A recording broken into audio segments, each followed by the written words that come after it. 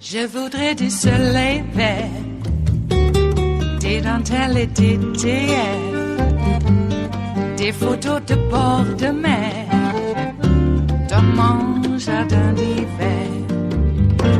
Je voudrais de la lumière, comme en Nouvelle-Angleterre. Je veux changer d'atmosphère, dans mon jardin d'hiver. Ma fleur sous la pluie de novembre, tes mains qui courent, je n'en peux plus de t'attendre. Les années passent, il est loin, là je tombe. Nul ne peut nous entendre. Je voudrais du Fred Astaire, revoir un latte. There are a lot of people who are worried about getting sick, and do they end up in a hospital? People who are uninsured, and will they be crushed by medical bills? You were considering last month already in March, reopening the healthcare.gov exchanges. There has been a determination not to do that. Could you tell us what the rationale was behind that decision, and what would you have as an alternative? Okay, they took that up under the task force, and maybe Mike, you want to say a few words about it? Well, thank you, Mr. President. And what I can tell you is that the President has made a priority from the outset of our task force work, make sure every American knows that they can have a coronavirus and they don't have to worry about the cost. And we were very inspired as well because of the President's engagement with the leading health insurance companies in the country, that now, so far, two of the top health insurance companies in America have announced that they're not only willing to waive copays on testing, and now testing is fully covered because of the bill the President signed for every American, but also that these two insurance companies have waived copays on all coronavirus treatment. And I can assure you that as Congress and the President and the administration begin to discuss the next piece of legislation, we're going to make sure that Americans have those costs compensated and covered. Our priority right now is ensuring that every American takes 30 days to slow the spread to heart. The best thing we can do for one another, for our family's health, for the most vulnerable among us, is practice those mitigation strategies that the President outlined yesterday for the next 30 days. We're dealing with testing to make sure that every American can have a test that needs one. We're dealing with supplies, and we're making great progress in building personal protective equipment and ensuring that ventilators are available, particularly for the communities most impacted. But the American people can be confident that as we move into this, we're going to make sure that our healthcare workers are properly compensated for their extraordinary and courageous work.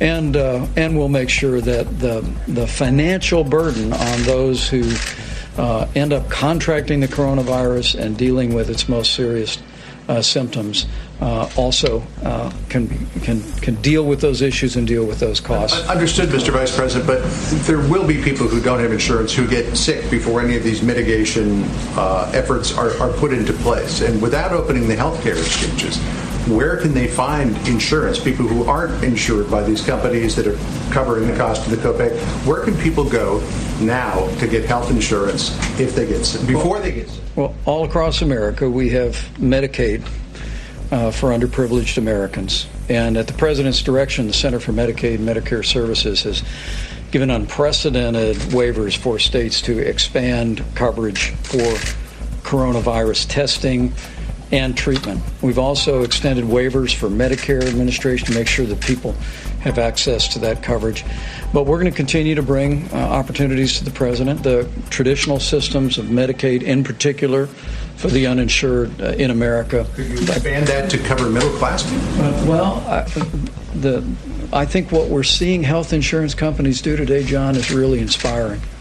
I mean, one of the things that's characterized the president's approach here. For people who already have insurance. Well, one of the things that has animated and characterized the president's approach is the way he's engaged American businesses to step up and do their part. And as the president said many times, we're inspired by the spirit of American businesses. I was at a distribution center for Walmart today in Southern Virginia, and I saw the way this company that literally has already hired thousands of people. These workers are coming to work. The truck drivers are coming to work. Farmers are working in the field. Grocery stores made a commitment to the president a month ago that no grocery store in America would close down. The food supply is strong. We're getting food on the table of every American. But it's because the president went to these leaders and said, we need you to step up and do your part. We engaged health insurance executives early on in this process to waive copays on coronavirus testing. And because of the engagement, and frankly, because of that patriotic and compassionate spirit that's being reflected, we've already seen two of the largest insurance companies in the country announce that they're going to be providing full coverage, free of charge, for coronavirus treatment. I fully expect, I think as the president does too, that we'll see more of that for people that have insurance. We'll continue to provide flexibility for Medicaid for people that don't have insurance. We'll make sure that Medicare has the flexibility to meet this moment. For seniors, when we remember that seniors with underlying health conditions are the most vulnerable to serious outcomes from the coronavirus, but we'll get through this using the full weight of the federal government and the full strength of the American economy. John, I think it's a very fair question, though, and it's something we're really going to look at because it doesn't seem fair. If you have it, you have a big advantage, and at a certain income level you do. I think it's one of the greatest answers I've ever heard. Because Mike was able to speak for 5 minutes and not even touch your question. No, I said that's what you call a great professional. But let me just tell you, you really are. It's really a fair question, and it's something we're looking at. Well, I think, just in terms of a fair question, I always endeavor to ask fair questions, but this is a huge worry for people in this country who are in that donut hole. They don't have commercial insurance. They don't qualify for Medicaid. Right. What do they do? Group, and it's a pretty big group. We're looking at it. I mean, we spent the entire 2000 election talking about the donut hole, and it's still there. Yeah, we are. I haven't been up there yet, though. You know, the other people have been talking about it. No, I mean, and they haven't spoken. This was 20 years ago. We were talking about it. But they're talking about it. They're talking about it. I know, but they're talking about it in the 2020 election too, and nobody's gotten to it. Nobody's talked about it at all. Mr. President, I think we will. Yeah, I think we're going to get to it. I think we're going to get to it. I don't think the other group will get to it. They haven't even spoken about it. And it's a big group of people. It is Friday, the 3rd of April of 2020, and you are in West Coast Cookbook and Speakeasy. I am your chef de cuisine, Justice Putnam, and our daily special is Blue Moon Spirits Fridays, because we are all Nighthawks in the Diner of Life. Well, we still have some Saint-Germain left, and I have to tell you, I'm going to have to go and get some more, because the French 77s have been the drink of choice here at the mothership. At least virtually. In the analog world, we don't have much time for drinking. We got too much to do, even though we seem to be stuck here. Still making forays out into the world to get needed and essential supplies. Though I will start wearing a mask now. More, I have noticed, even here in red, Southern Oregon, more and more people are wearing masks out in public without even being told. So that's a good thing. We do have a fire season here, and that has been increasing over the last 5 years plus.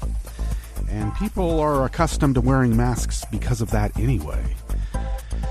But it is a bit heartening since the red parts of America seem to think that everything that a liberal or Democrat says, anything the government says that comes from the existing government before Trump, has to be suspect.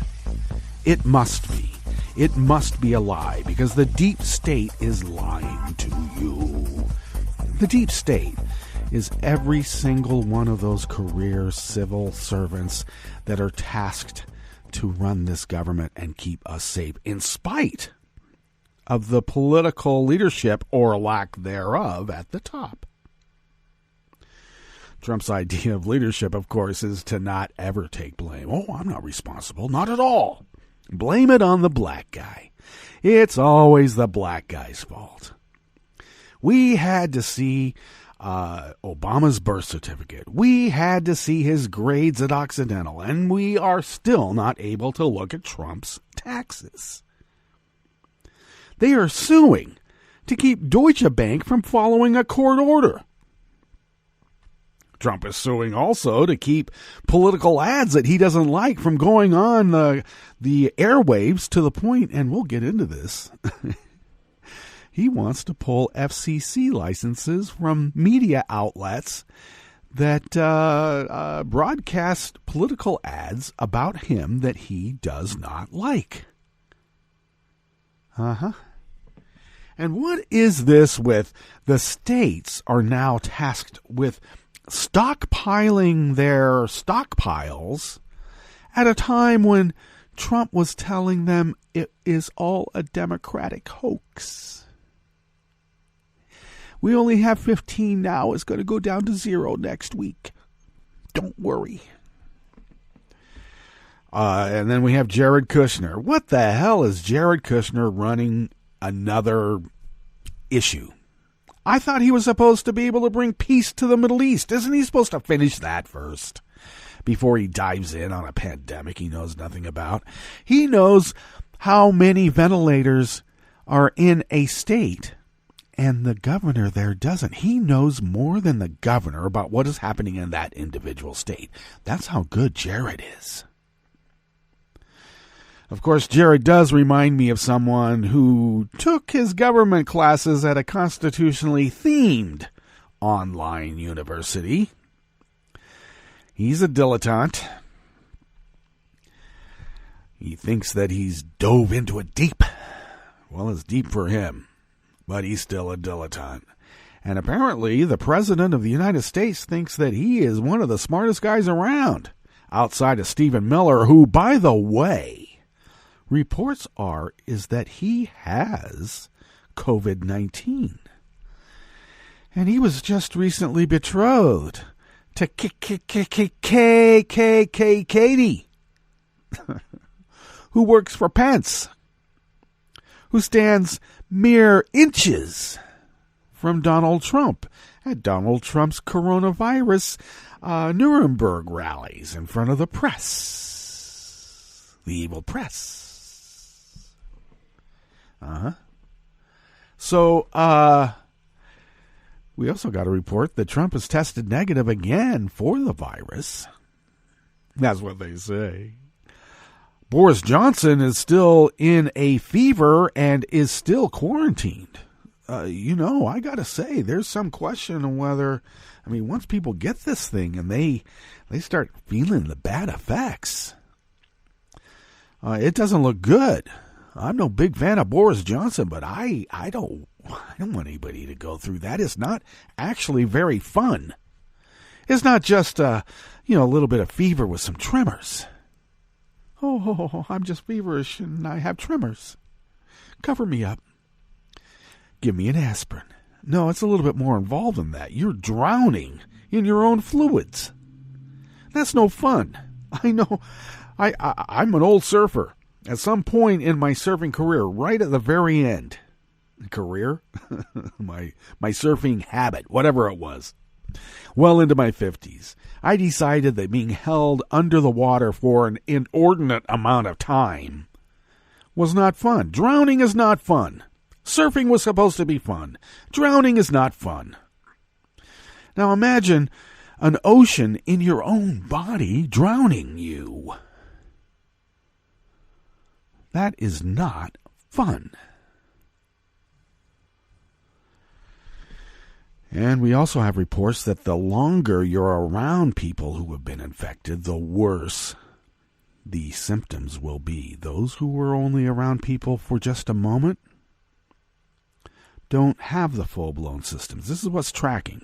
Okay, I mean, things are going to be changing over time, but this is what they're tracking right now. And Boris Johnson went out of his way to glad hand a lot of people in the workings of trying to beat back this pandemic, belittling it, dismissing it as if it wasn't that big of a deal. And by his own admission, he shook a lot of people's hands. So Trump tested negative again, yet people in his circle have been exposed, at the least. So loyalty to this president means that everybody that took part in that pandemic preparation during the transition from Obama to Trump, those who took part in that session had all been fired for disloyalty.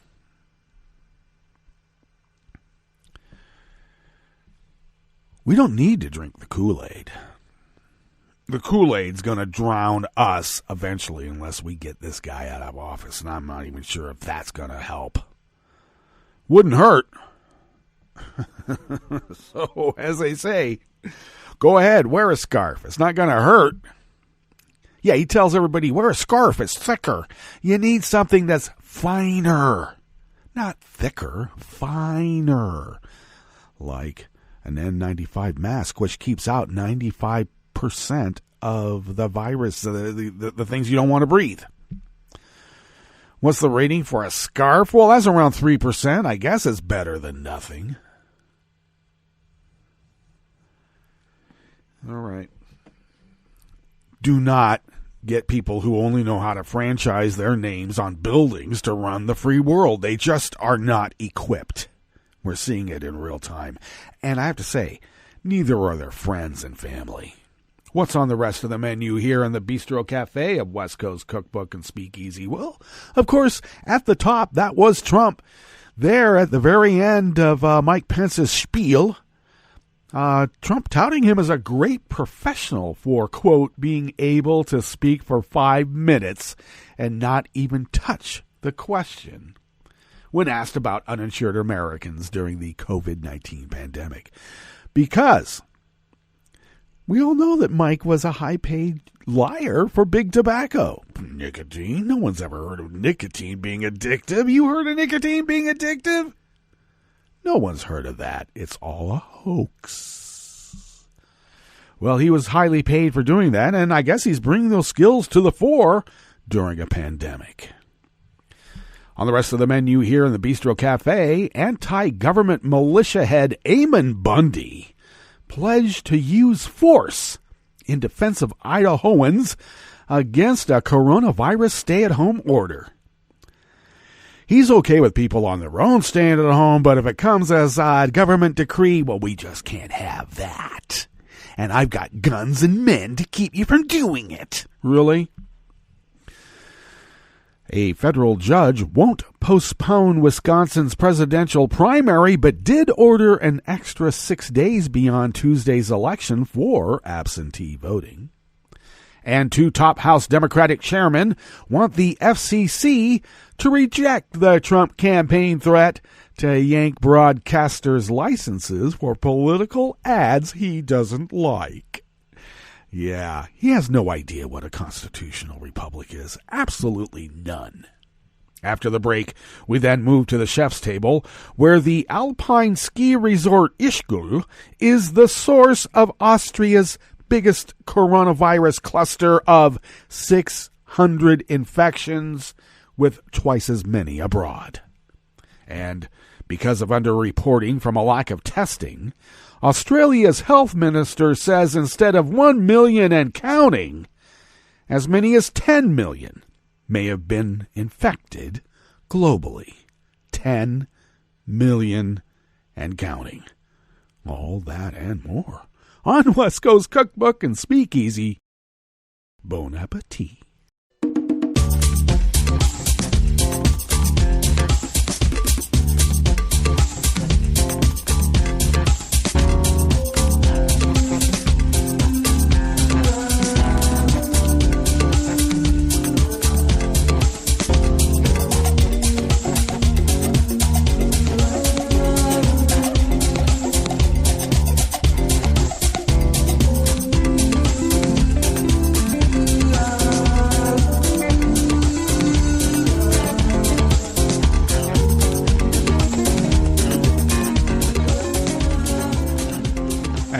Bottom of our homepage at netrootsradio.com. To the rightish of the page is our chat room link, monitored by Kelly Lincoln. Thank you, Kelly. To the leftish of the chat room link at the bottom of our homepage at netrootsradio.com is the link to our Patreon page. If you could become a recurring Patreon of Netroots Radio, your recurring contribution helps us pay our bills, and of course we need to get software and machinery as we continue our 24/7, 365 resistance broadcasting as we have done for the last 9 years, and it's been because of your generosity that has kept us going, and we thank you from the bottom of our hearts, and that is no joke. If you would like to follow Netroots Radio on Twitter, do so at Netroots Radio. And you can follow me on Twitter at Justice Putnam. I post the show notes and links diary on Daily Codes about 10 minutes before showtime, and then post that link up on social media, except, of course, for Facebook. I have another, 13 days left, I think is what it said, 13 or so. And now they're giving me information that it was because of 8 comments and posts. You know, a combination of those that add up to 8 instances that were reported that apparently violated community standards on harassment. And what was the post? What was the post that was reported as harassment? Posting that this particular fellow, I guess I should have just kept it in the comments. I guess when I put it as a post and then named them, that was which has been done to me repeatedly, by the way, but I don't report. So anyway, it was a post about this particular person who had continuously been posting misinformation, and Facebook took one of this person's posts off and called it essentially fake news. And I was just making a point that this person was posting stuff that even Facebook considered to be fake news, and that was considered harassment by Facebook for pointing out that Facebook had filtered and pretty much censored this other person's post. And so my pointing that out was considered harassment, and that is what put me on the trail for serial suspensions. Pointing out what Facebook did. I'm at a loss. I guess it comes from the fact that Zuckerberg never took a humanities class, and he made more money than God on a Rate a Babe site. A Rate a Babe photography site. And, he militarized it. So there. I don't get to put it on Facebook for another almost 2 weeks. So there. Follow the show on Twitter at Cookbook West, and pick up podcasts by way of Spreaker, Stitcher, TuneIn, iHeart, YouTube, and iTunes. Yes, don't forget iTunes. And really, wherever podcasts can be found.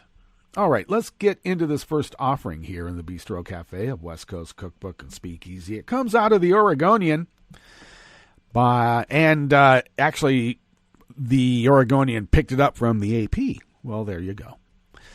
Eamon Bundy hosted a March 26 meeting, on my birthday, I wish I'd known, where he called on attendees to pledge to defend Iowans who were pressured to comply with a stay-home order enacted by Governor Brad Little. Now, of course, on my birthday, we had a stay-at-home order here, and there was no sushi to be had. I wanted to have sushi, even to go sushi on my birthday, and I couldn't find it anywhere here in Southern Oregon. Nowhere. Lots of burgers, no sushi. But Eamon Bundy had a meeting with people in a public arena. How that happened? Well, I guess because whoever has the guns determines what polite conversation is now, don't they? Reached by phone, Bundy said the gathering was about discussing the state's self-isolation order. We discussed with each other whether our rights can be taken by an order from a governor or an agency, and if they can be, what good are our rights? Wow, you ever talk about law and order when you're sitting around disrespecting Black Lives Matter? Little on March 25th issued a statewide stay-home order for all Idahoans for 21 days. The order requires all residents to self-isolate at your home if you can, not just if you are sick, according to the governor's office. Bundy said self-isolation during the spread of the new coronavirus is not a bad thing. I'm not sure it's warranted completely to even ask that, but that's not the argument here, he said. If it was a guideline, I would applaud it. It's not. It's an order. Wow. In other words, your ego is such that nobody can tell you what to do. A 19-minute video of the 2-hour March 26 meeting, recorded live and posted on a public Facebook account, shows Bundy pledging to help provide legal, political, and physical defense to people who are pressured by the authorities or anybody else to comply with the order. Physical defense? You mean like what you did at Malheur? It's exactly what he means. I will be there, Bundy said. I will bring as many people as we can. We will form a legal defense for you, a political defense for you, and we will also, if necessary, provide a physical defense for you so that you can continue in your rights, killing everybody from your infections. He didn't put on the last part, but that's what is going to happen. Bundy asked meeting attendees to sign a piece of paper, provide their contact information so he can grift off of them, and agree that as someone decides to stand, we form a legal and political and physical defense.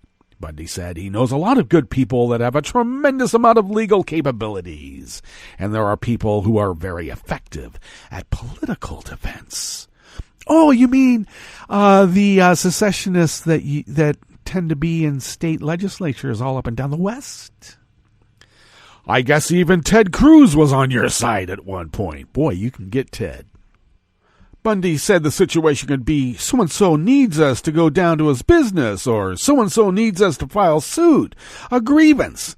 Bundy also said that a bad actor or someone who infringes on people's rights could be targeted for protests at their homes.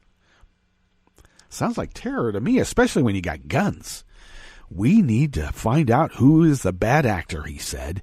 We need to go to his house and act in that way. In what way is that? Well, Bundy told the Idaho Press he's not opposed to weapons being used in a situation where physical defense is required, and he's already proved that at Malheur.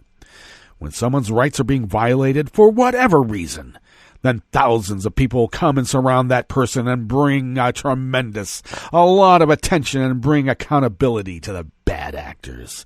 The First Amendment is secured by the Second Amendment. Sounds to me like the Second Amendment has a gun to the face of the First Amendment.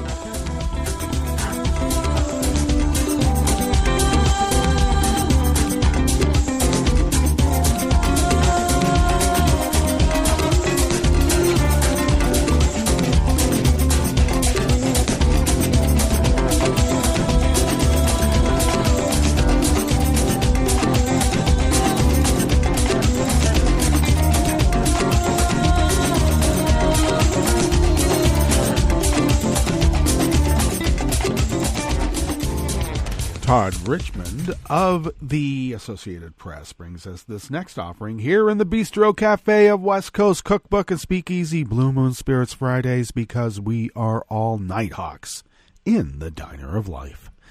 A federal judge declined to postpone Wisconsin's presidential primary as the coronavirus spreads. It's not the coronavirus, damn AP. Where's your editor? What's your style manual say about this?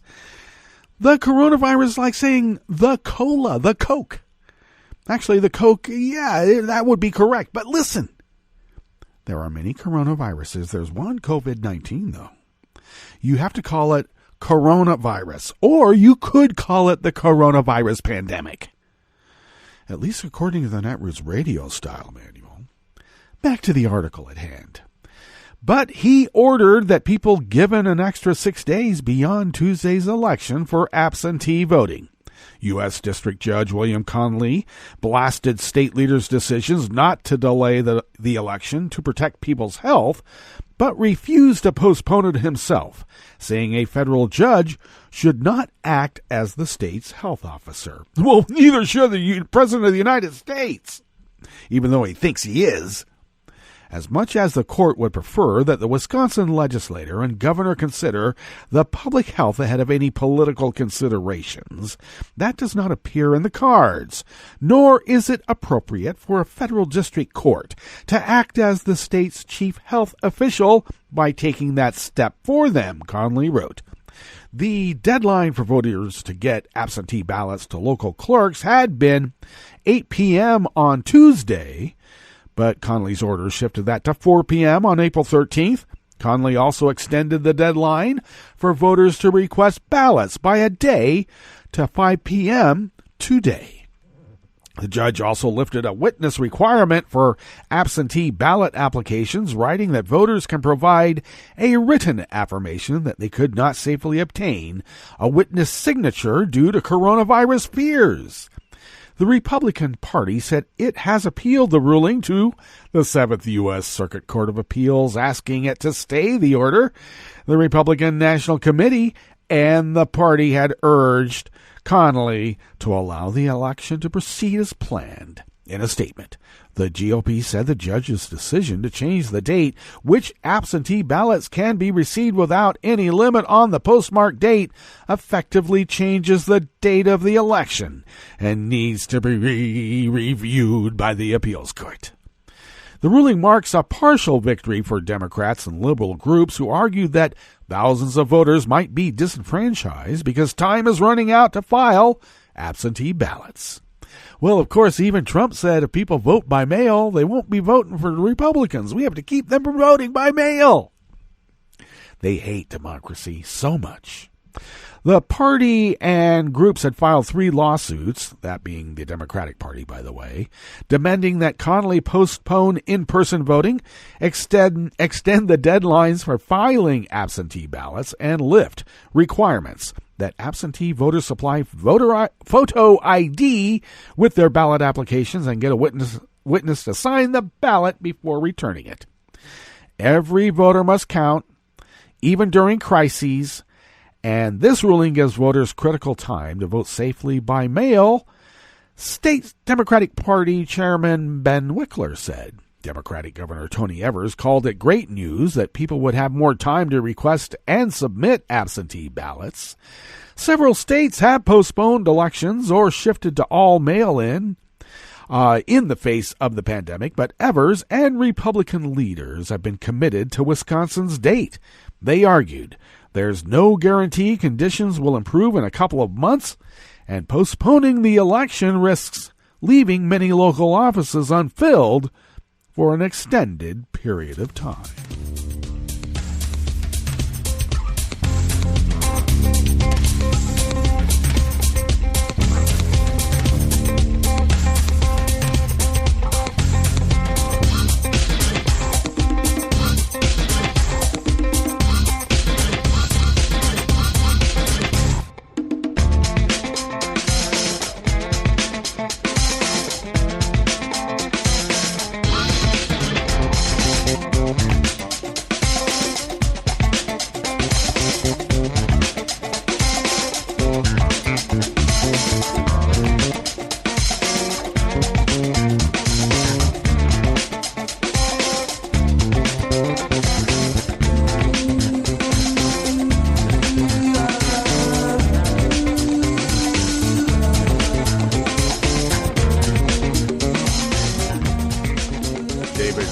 Anderson of Reuters brings us this final offering here in the Bistro Cafe of West Coast Cookbook and Speakeasy.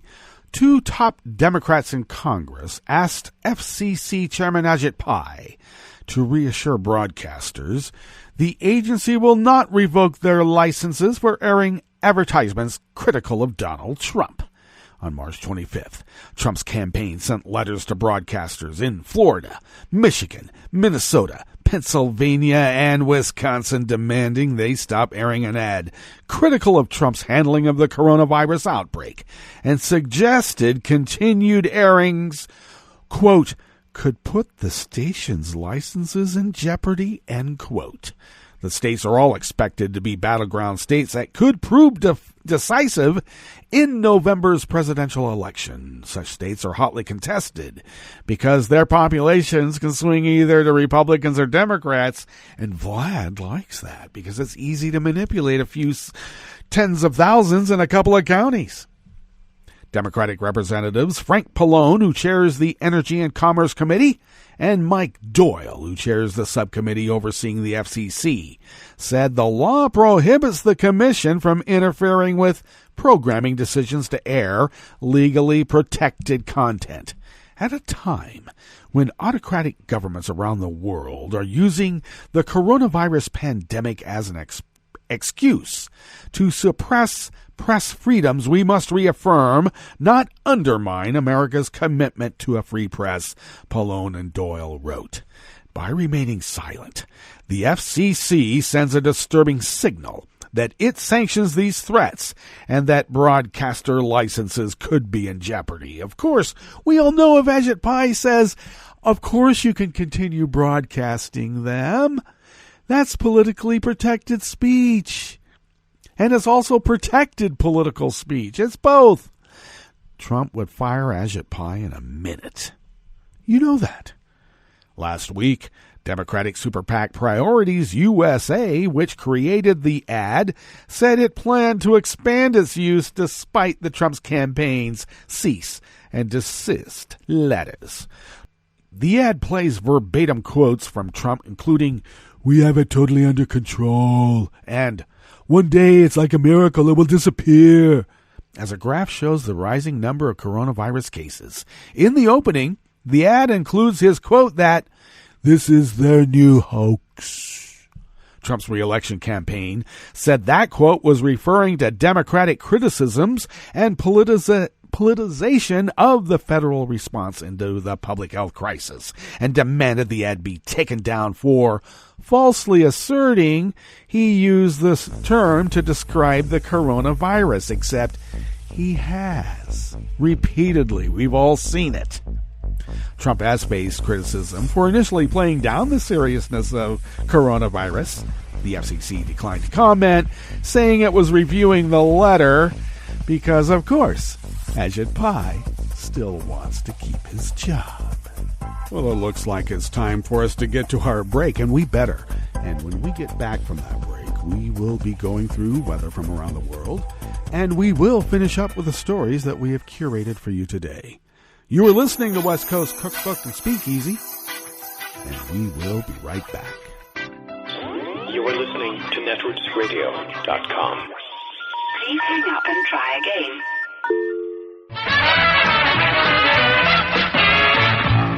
From a point at sea to the circles of your mind, a new force is at work for planetary transformation. New radio for a new Earth.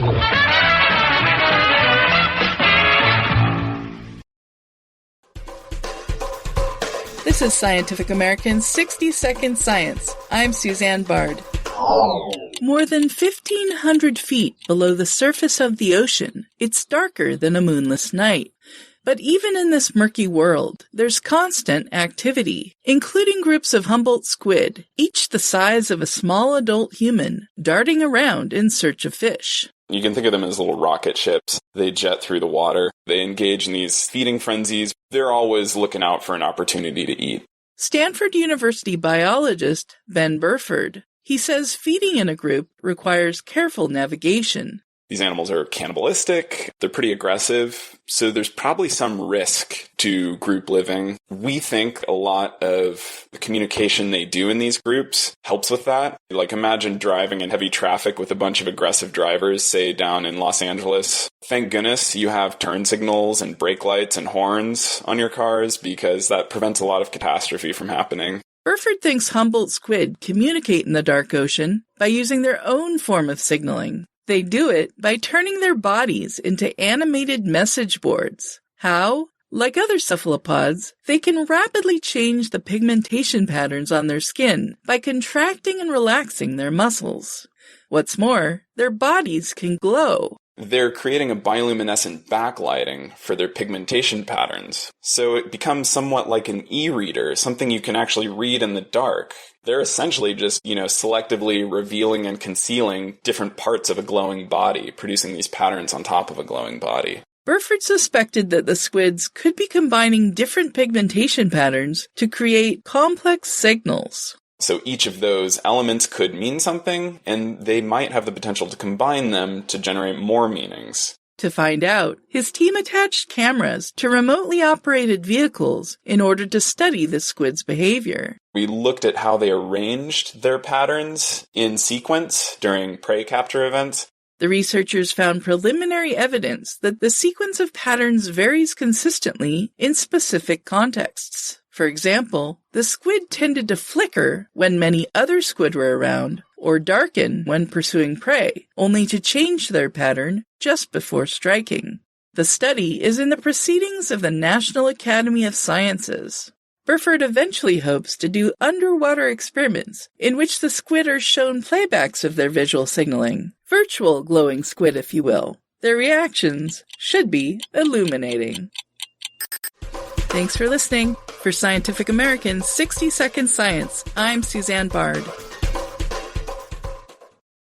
I'm Rick Smith, and this is Labor History in 2. On this day in labor history, the year was 1912. That was the day that became known in California as the Wheatland Riot. The industrial workers of the world, or Wobblies, were trying to organize hop pickers who worked near the city of Wheatland in Northern California. Living conditions for the hop pickers were rough. Durst Ranch was the largest agricultural employer in the state, hiring hundreds of seasonal farm workers each summer. The Durst workers slept in tents. The bathrooms were latrine ditches dug into the ground. The well water they drank was contaminated and foul. The Northern California heat was excruciating, with temperatures soaring above 100 degrees. And while the temperatures were high, the wages were unbearably low. On this fateful day, thousands of workers gathered to hear IWW organizer Richard Ford talk about calling a strike. In response, the local sheriff formed a posse to arrest Ford. During the arrest, one of the posse shot his gun into the air to disperse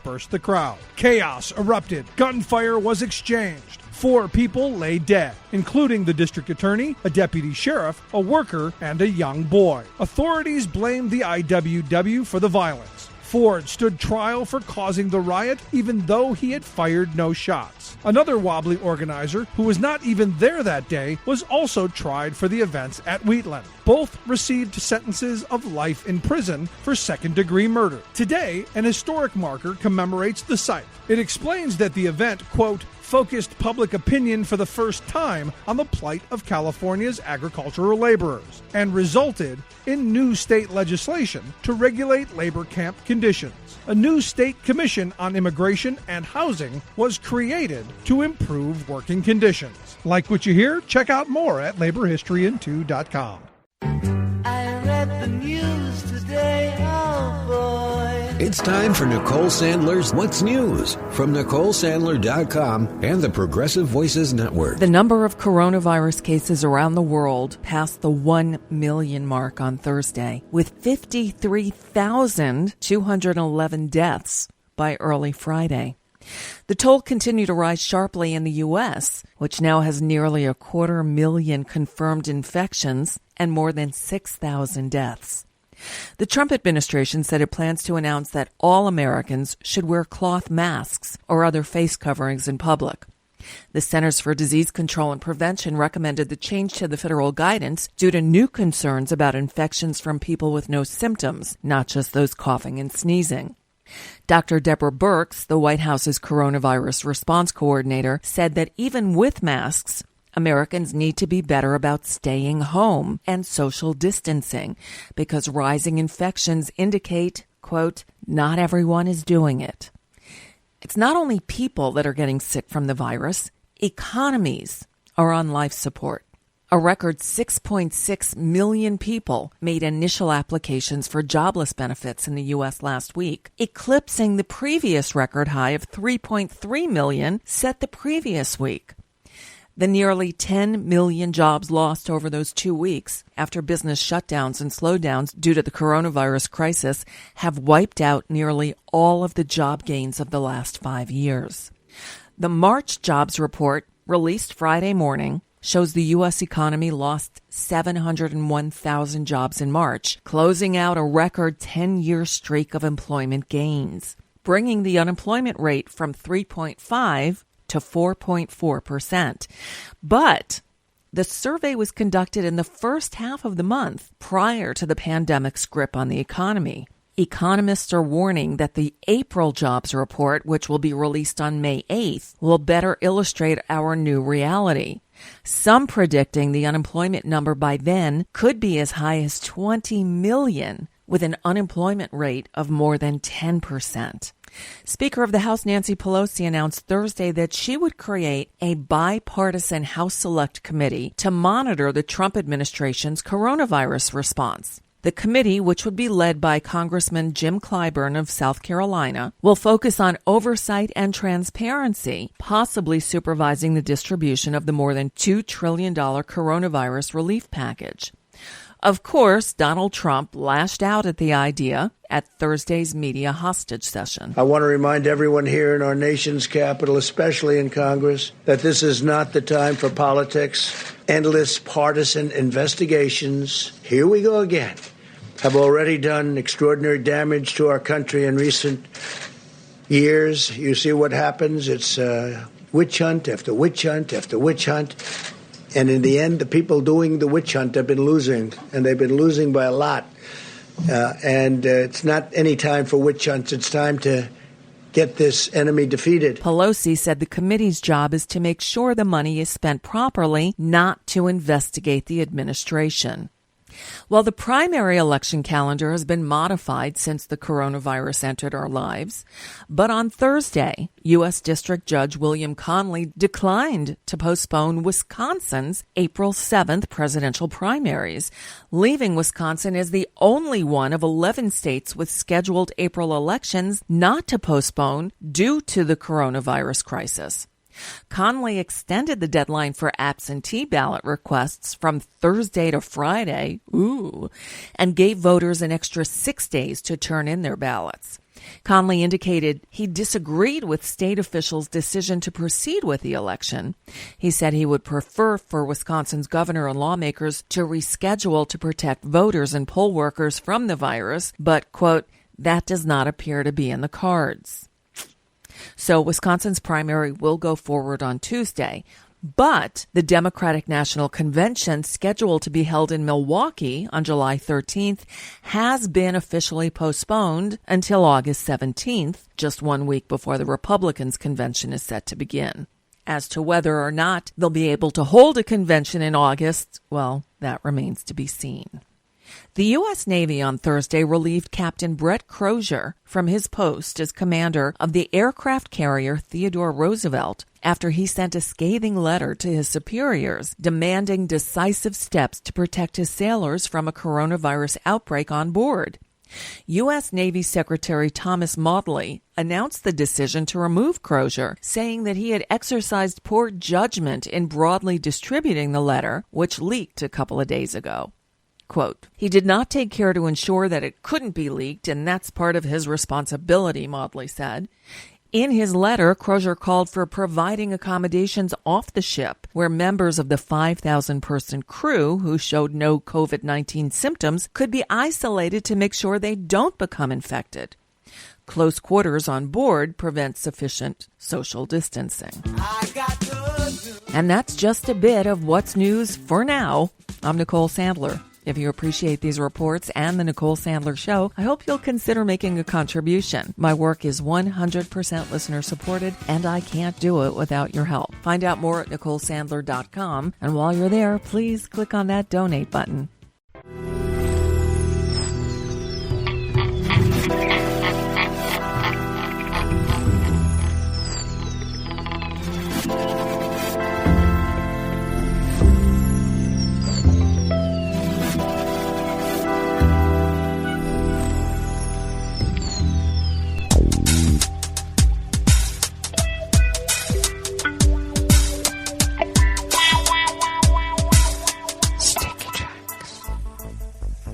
Thank you for accompanying us here to the chef's table at West Coast Cookbook and Speakeasy.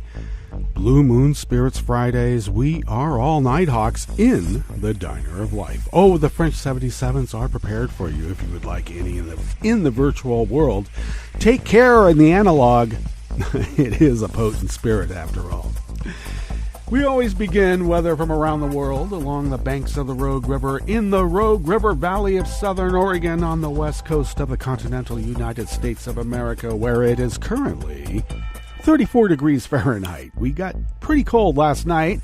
Fortunately, no rain, but it looks pretty crusty out nonetheless. Partly cloudy today. High of around 56 to 57, winds light and variable. Later on tonight, we'll have lows in the mid-30s, partly cloudy skies early, then becoming cloudy with periods of rain late. Winds will be light and variable, and we're expecting almost 1/10 of an inch, and then 1/3 of an inch tomorrow, Saturday, highs in the low 50s, upper 40s, and it looks like then we'll have another 1/4 of an inch of rain on Sunday. Jackson County coronavirus confirmed cases are at 27. They went from 22 to 27, not as exponentially as we fear, but I think they're a little behind on testing, and they're a little behind on actually posting the numbers. Josephine County, the county my sister works in at the major hospital for Josephine County, running the respiratory department for ICU and ER. They have gone up. Also, they hadn't been hit as hard, but now as time goes on, they're getting more confirmed infections there as well. So I want my sister to take care since she's in the front lines. All right. Grass pollen is the major pollen hurting everybody right now, and it's rated low, though low still hurts. The air quality index for the region is good at 25 parts per million, and the daytime UV index is high at 6. Barometric pressure is falling at 30.22 inches, visibility is at 7 miles, and relative humidity is at 93%. Weather from around the world is brought to you by people's personal weather stations that they purchased. These people planted these purchased personal weather stations somewhere on their property, and these people positively live around the world. London is 55 and mostly cloudy, with their prime minister suffering the effects of coronavirus. Paris is 58, mostly cloudy with coronavirus. Rome is 63 and sunny, and they are not flattening the curve on coronavirus. Kyiv is 59 and sunny, but their coronavirus numbers don't really show what is actually happening because Vlad had to land that propaganda plane with all the supplies that we don't really know what they are. Kabul is 58 and fair with coronavirus. Hong Kong is 66, mostly cloudy, mostly coronavirus. Tokyo is 55, partly cloudy with lots of coronavirus. Sydney, Australia is 69, partly cloudy, and they're going to have a lot of coronavirus when their summer starts. Or their winter, I should add. Okay, San Francisco, California is 46 degrees and fair with coronavirus. And New York is 50 degrees Fahrenheit and cloudy with coronavirus. And that is weather from around the world, brought to you by people's personal weather stations that they purchased. These people purchased personal weather stations somewhere on their property, and these people positively live around the world.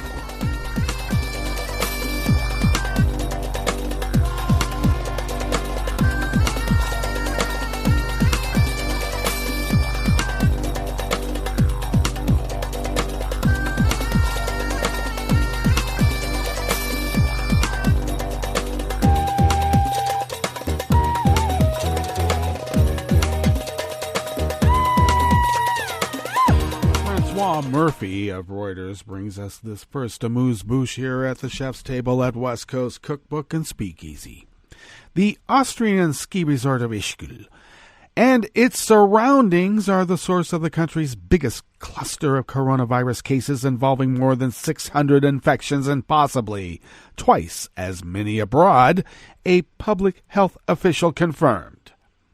Hundreds of tourists from countries including Germany, Norway, and Iceland are believed to have been infected at the resort, which is near the point where Austria, Switzerland, and Italy meet and renowned for its party scene. Oh, it is a party scene. The local authorities have been widely accused of responding too slowly, as it is now clear the virus found a breeding ground in crowded ski bars at various resorts and spread in Ischgl for a month before it was quarantined on the 13th of March.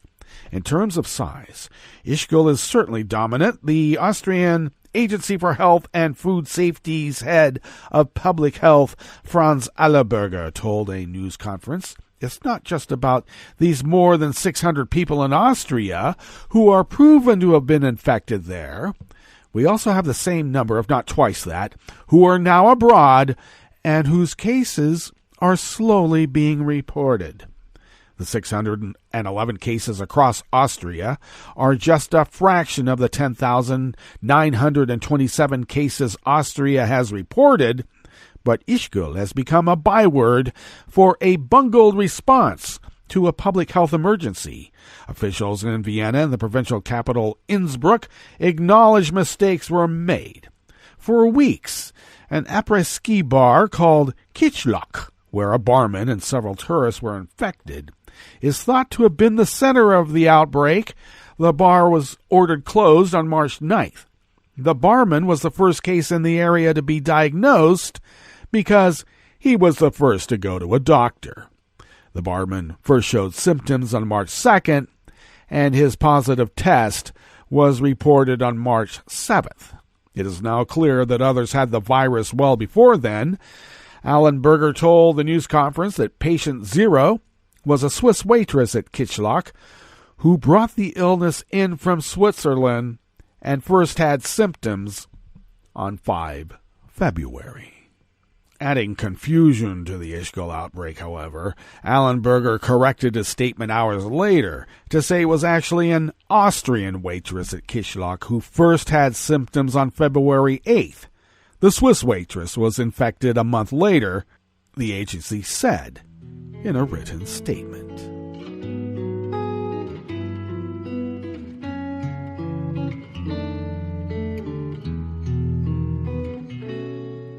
Je te donne ce mon amour pour la vie entière. La promesse de me trouver à tes genoux. Aussitôt que tu m'appelles, rester toujours fidèle. C'est tout, c'est tout. Je te donne tous mes printemps, mes étés de mer. Mes automnes, quand les feuilles tombent partout. Si ce n'est pas une bonne affaire, je te donne tous mes hivers. Colin Packham of Reuters brings us this final amuse-bouche here at the chef's table at West Coast Cookbook and Speakeasy. As many as 10 million people globally may have been infected by the new coronavirus. Australia's chief medical officer said, with the underreporting due to lack of testing in some countries for the highly contagious respiratory disease. Reuters' tally of official data pegged the number of COVID-19 cases today caused by the virus at 1 million, but Australia's chief medical officer said the true size of the global outbreak may be up to 10 times that size. Worldwide, we have passed 1 million infections, but we believe the true number is 5 or 10 times as much. Murphy said the mortality rates vary so much around the world, and that he believes many infections are going undetected because they are not being tested. Well, that brings us to the end of our broadcast period for the day, but you do know that Netroots Radio will broadcast on, and we will meet up on Monday for River City Hash Mondays. So do stay tuned to Netroots Radio all day and all night for all the breaking news as it breaks, and we'll meet up here on Monday, right here in West Coast Cookbook and Speakeasy. Bon appetit.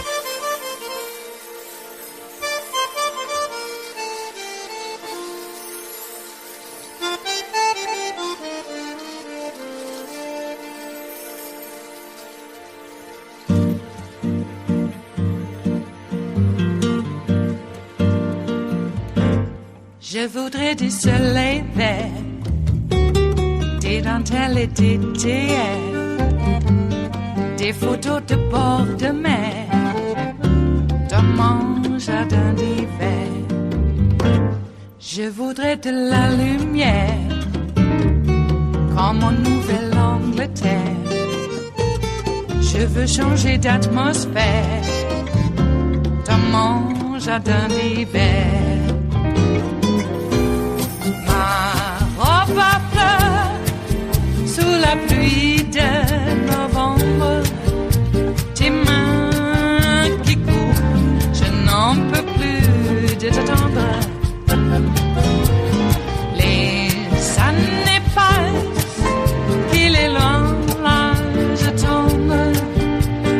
Nul ne peut nous entendre. Je voudrais du Fred Astaire, revoir un latte Goël. Je voudrais toujours te plaire dans mon jardin d'hiver.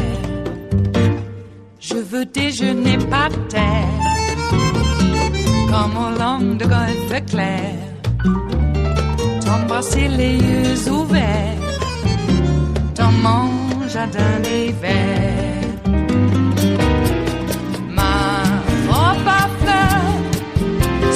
Pluie de novembre, tes mains qui courent, je n'en peux plus de t'attendre.